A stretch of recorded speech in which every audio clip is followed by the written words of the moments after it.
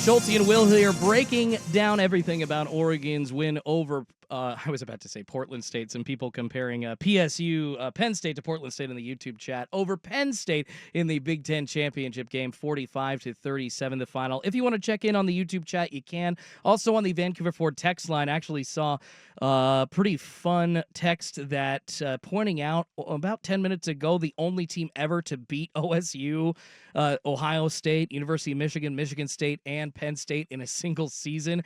That would be your number one rated Oregon Ducks. That stat alone, Will, I'm assuming that's true. I don't really have time to go check that and Google it.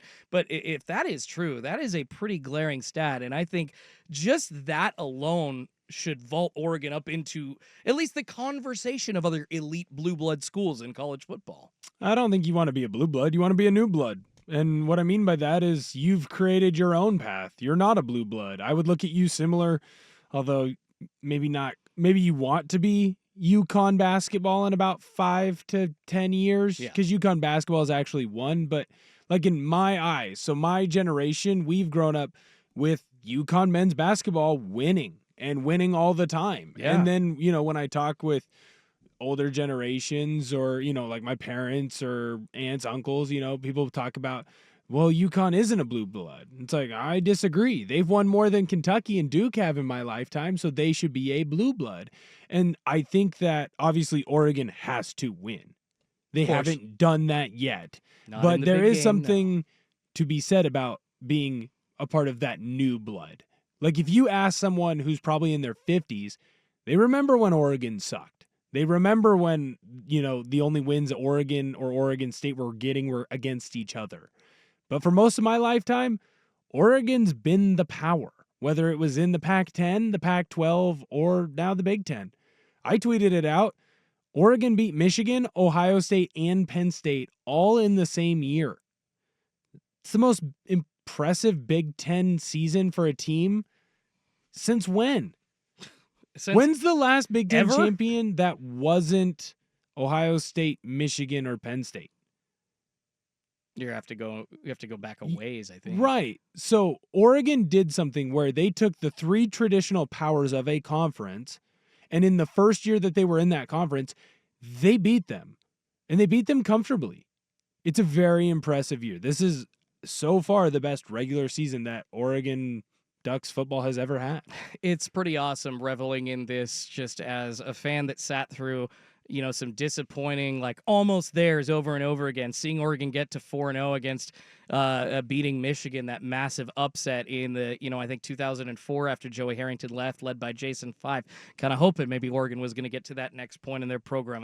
Not quite. Then in the early 2010s when they went to the Natty, didn't quite beat Auburn. Then they lost again in the Natty to Ohio State a few years later, got their ass kicked. And then in 2019, kind of wasting a season with just a Rose Bowl appearance in Justin Herbert's senior year. The fact that they're there now, because they aren't there yet. The fact that they have a chance to get there now with such a star-studded roster, too deep everywhere, it's something that I need to sit here and I need to be really happy about and highlight. Well, the most important thing about this team, and if you're a Duck fan, you should be reveling in tonight.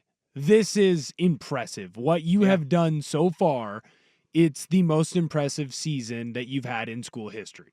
You went into a new conference, and while I love the Pac-12 and I'm going to defend it even though she's dead, it's a tougher conference, at least at the top. Mm-hmm. And you went through a tougher schedule than you've ever had before. You played 3 playoff teams this year. Yep.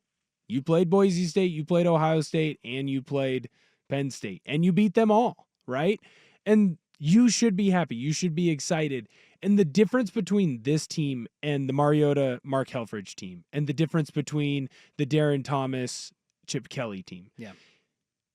The Darren Thomas Chip Kelly team won because you were ahead of everybody in the go-go offense. You were running the blur offense and scoring in a minute, back in a time where people still thought you had to huddle always. So you were ahead of the game. Once the game caught up, Chip wasn't going to win in that way. Mark Helfrich was able to win because he had Chip's roster. The game hadn't fully caught up to the blur, but it was pretty darn close, and you had a truly special player running your quarterback position. No offense to Dylan Gabriel. He's a very, very good player. He is not Marcus Mariota. Nope. I would not say that you have a truly transcendent player on this team. The difference is you have elite talent throughout the roster in a variety of different spots. And so when you need to go and play a defensive battle, see Wisconsin, you have the horses to do that. Yeah. When you need to play an offensive game, see the game against Ohio State, see this game against Penn State, you are able to do that as well. When you've needed to win on the ground, you've done that. When you've needed to win through the air, you've done that. When you've needed your secondary to come up big, they've done it. When you need your D-line to get after the passer and stop the run, aside from today, they were able to do that. So you finally have a team that doesn't need smoke and mirrors to win it. You have a team that has the talent to do that, and that is the most exciting thing.